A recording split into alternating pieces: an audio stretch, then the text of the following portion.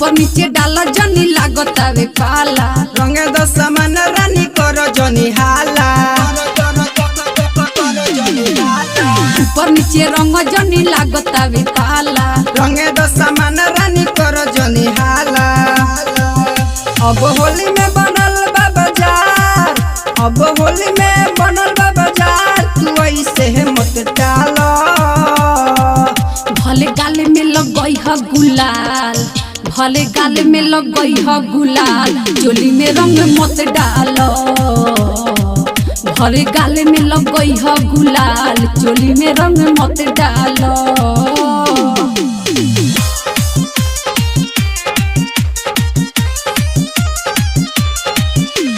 DJ Manish Raxaul.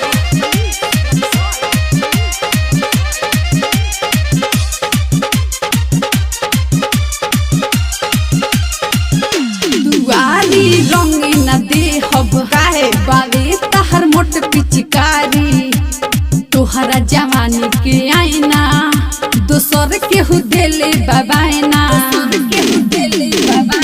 बहुत डालू में साली देखी के पिचकारी कालू कालू।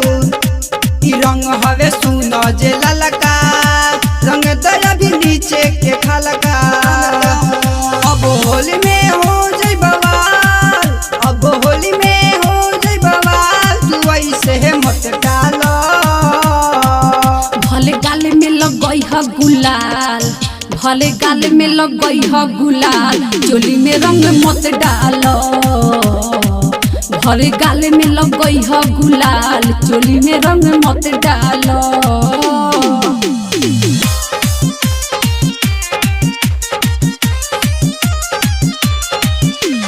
डीजे मनीष रक्सौल।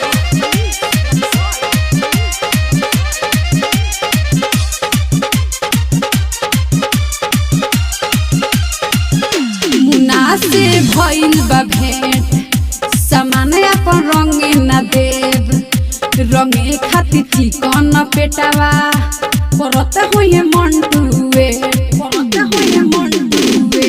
मने मनाई सुनो ये प्यारी, घोरी के रंग कईनी तैयारी। सुनो आज करो ना हरान, जोगा के काहे रखेलु सामान, रखेलु सामान। अब भीतर ले रंग दे जान, अब भीतर ले रंग दे जान, तू ऐसे मत डालो।